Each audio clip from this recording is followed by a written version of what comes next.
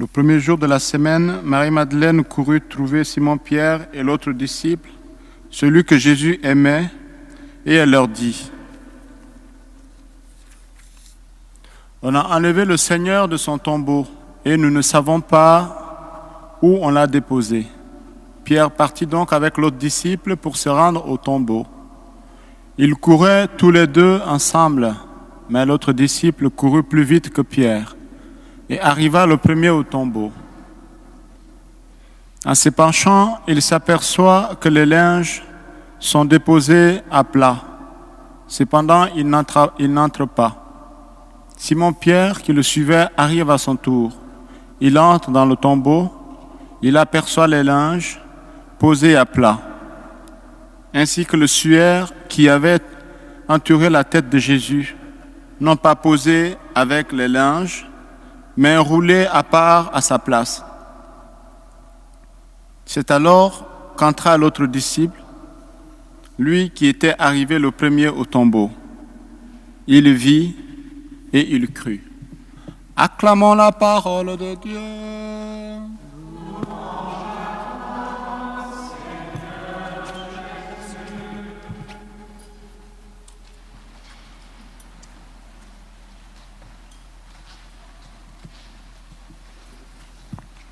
Quand on pense à l'évangile de Jean, bien sûr on pense au Sacré-Cœur, on pense à la miséricorde, la révélation de la miséricorde dans le cœur transpercé du Christ.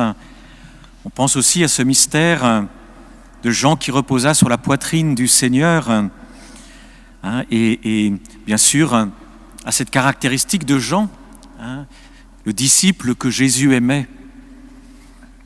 Et nous voulons aller boire à cette source. Je pense que la prédication des frères au long des années ici nous introduit dans ces différentes dimensions et nous invite nous-mêmes à ne pas hésiter à entrer dans cette contemplation, dans cette intimité, et donc de prendre conscience que nous aussi nous sommes appelés. Et bien souvent nous avons du mal, nous pouvons avoir des scrupules de se dire mais qui suis-je, qui étais-je, qui serais-je? Et aujourd'hui, je vous proposerai de façon très simple une petite méditation pour voir comment Jean lui-même, en fait, nous invite à comprendre que tout cela nous est vraiment donné. Peut-être du reste, cela fait-il partie de la sagesse. Nous avons écouté cette première lecture du livre de la sagesse et nous la demandons. Et la sagesse nous invite toujours à commencer par ce qui est plus accessible avant d'aller vers ce qui est plus élevé. La sagesse, c'est toujours de comprendre qu'il y a un rythme pour chacun, c'est de comprendre aussi qu'il y a un point de départ avant un terme. Et pour cela, je vous propose une petite méditation qui sera certes très incomplète, qui est plus une invitation du reste à approfondir pour chacun. Ensuite, c'est la façon dont Jean va se présenter dans l'Évangile. Jean parle très peu des 12, en référence bien sûr aux 12 apôtres. Il n'y a que 2 passages dans son évangile où il en fait mention. En fait, Jean va employer une autre expression, disciple. Disciple. Et très souvent, en tout cas jusqu'au chapitre 13, c'est toujours une dimension communautaire. C'est la communauté des disciples, c'est les disciples autour de Jésus. Alors bien sûr, nous, on met tout de suite les 12 apôtres. Mais c'est une expression qui est plus large. Cette expression, en fait, elle invite à tous ceux qui étaient aussi autour des apôtres. Et l'évangile de Jean nous en donnera un certain nombre. Ceux qui le sont dès le début, ceux qui vont s'y joindre progressivement. On peut penser notamment à Nicodème. Nicodème, d'abord, s'approchera de Jésus ou l'invitera de nuit chez lui, parce qu'il fait partie des notables des Juifs et il ne veut pas trop savoir quelles sont ses fréquentations. Il a peur qu'on le juge en recevant Jésus. Pourtant, il le défendra face à l'aveugle-né qui a été guéri par Jésus devant les grands prêtres et les pharisiens. Et puis finalement, il sera, après le décès de Jésus, avec Joseph d'Arimathie, de ceux qui viendront envelopper le corps de Jésus et le déposer dans le tombeau. Il y a mille et une façons de suivre le Christ. Marthe, Marie de Magdala. Dans l'Évangile, on va voir qu'il y a une communauté de disciples qui est large. Et Jean, dès le début de son Évangile, va nous montrer qu'en fait, nous marchons ensemble. Et il va nous le montrer de façon très forte dès sa vocation. Parce que dans la vocation de Jean, Ils sont deux, André et lui-même. Et à aucun moment, Jean va nous laisser entendre autre chose que la communion qu'il y a entre eux, alors qu'ayant écouté la parole de Jean-Baptiste, « Voici l'agneau de Dieu », ils se mettent à suivre le Christ. Et à la question du Christ, « Que cherchez-vous ?» qui est aussi au pluriel, ils vont répondre ensemble.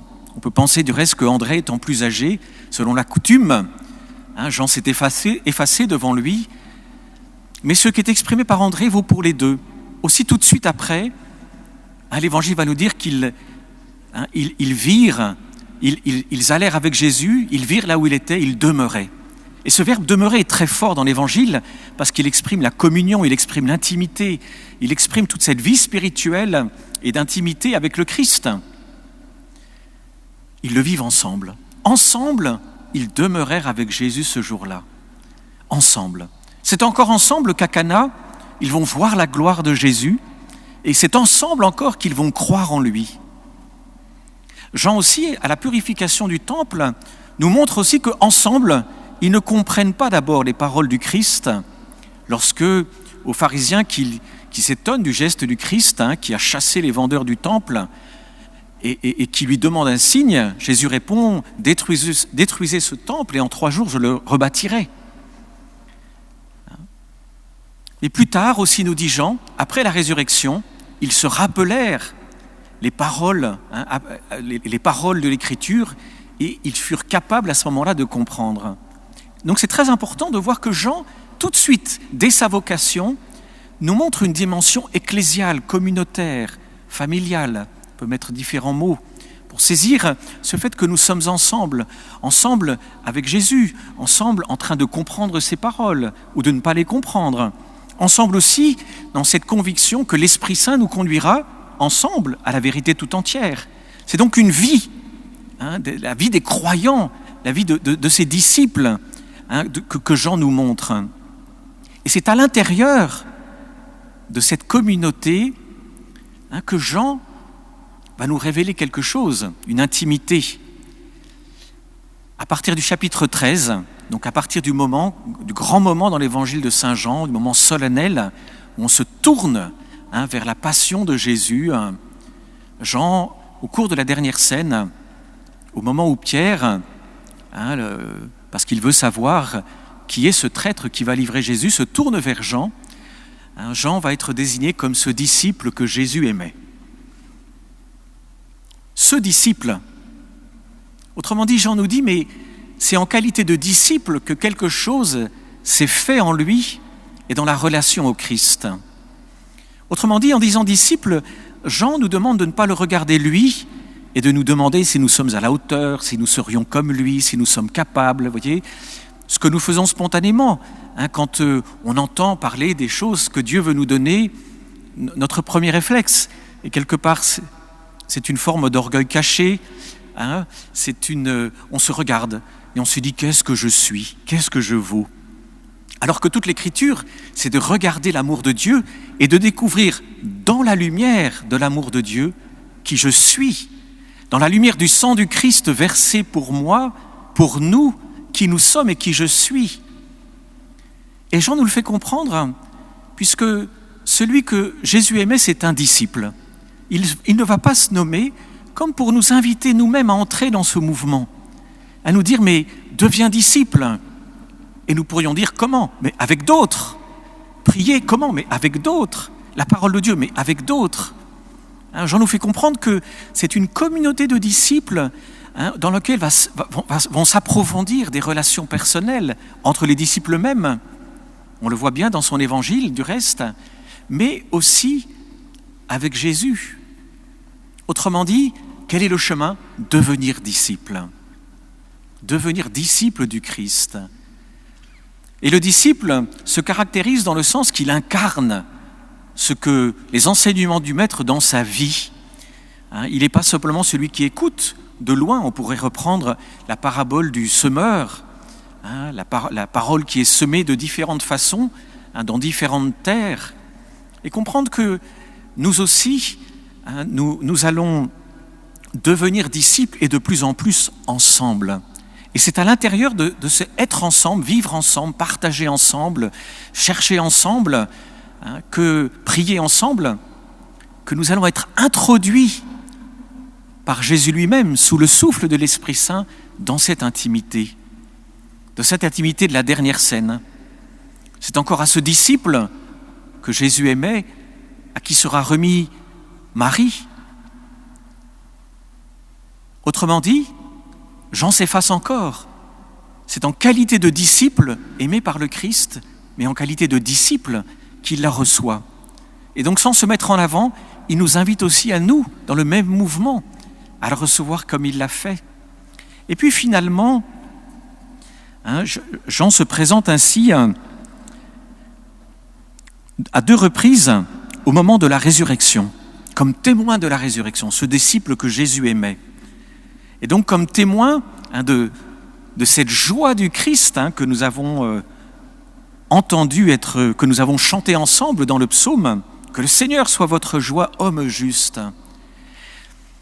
Le disciple que Jésus aimait, parce qu'il a puisé dans l'Eucharistie, dans le mystère de Marie, des forces, des soutiens qui lui ont été donnés, qu'il a reçus, qu'il a su recevoir et garder dans son cœur, alors il devient témoin de la résurrection.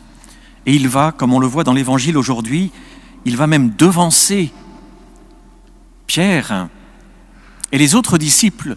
Là, il va nous révéler quelque chose où il est légèrement en avant. Il va être le premier à voir les linges et à croire. Il ne voit que le signe, mais il va croire en la réalité. Et donc pour nous, c'est une invitation à découvrir que, avec Jean, en recevant Jésus Eucharistie, en se laissant nourrir par Jésus Eucharistie, en recevant Marie, en se faisant éduquer par elle et en formant cette communauté de croyants, nous avons tous les moyens qui nous sont donnés pour entrer dans cette découverte, cet approfondissement de la miséricorde de Jésus, de son cœur, le cœur de Jésus. Tout nous est donné, autrement dit, le chemin nous est tracé pour entrer à la suite du Christ et le suivre de cette façon-là. Demandons la grâce à Saint Jean peut-être, voyez, de ne pas commencer par ce petit orgueil secret dans lequel on se regarde d'abord soi-même. Et on se dit, mais qui suis-je ? Ça, c'est l'orgueil. Parce qu'au lieu de nous regarder à la lumière de ce que Dieu nous révèle de ce que nous sommes, on veut partir de soi. Il y a une très belle parole de saint Paul qui est très forte, qui, dans l'Épître aux Romains, nous invite à voir le frère et la dignité, la grandeur du frère, au fait que le Christ a donné son sang, a versé son sang pour lui. Autrement dit, Jésus a réalisé tout le mystère de sa passion pour chacun de nous. Et c'est là que nous découvrons le prix que nous avons. Et entrer dans la foi, c'est entrer dans ce regard de Jésus sur moi. Devenir disciple, c'est accueillir le regard de Jésus sur moi, plutôt que de mettre le regard que j'ai moi-même avant celui de Jésus. Et en fait, c'est une vraie conversion. Parfois, c'est même une conversion difficile, parce que nos scrupules, vous savez, c'est comme une bonne maladie qui ne s'en va jamais. C'est un virus, mais alors c'est un mutant remarquable. Le Covid-19, à côté, c'est peu de choses. Le scrupule en nous, c'est quelque chose qui sans cesse, vous voyez, prend 1001 formes pour faire que, finalement, on se déprécie. Et on dit, mais tout cela n'est pas pour moi. Tout cela, c'est trop élevé. Alors qu'en fait, nous n'avons pas à nous élever. Nous avons à accueillir celui qui s'est abaissé jusqu'à nous. Jésus qui, en prenant notre chair, en se faisant notre pain, le pain de ce jour, en nous donnant Marie, en nous donnant sa parole, en nous donnant une communauté de disciples, car nous vivons aussi ensemble, nous permet d'entrer dans ce regard et de vivre ce chemin. Alors demandons cette grâce d'entrer dans le regard du Christ sur nous et d'entrer dans ce réalisme et à travers les expériences que nous vivons les uns les autres, comme Jean nous partage la sienne au début de la première épître de Saint Jean que nous avons écoutée dans la première lecture, nous puissions nous aider les uns les autres à répondre à l'appel de Jésus et à comprendre que nous sommes tous appelés à entrer dans cette expérience de l'amour de Dieu. Nous sommes tous appelés à faire l'expérience de cette miséricorde. Nous sommes tous appelés à entrer dans la joie et à en témoigner autour de nous. Amen.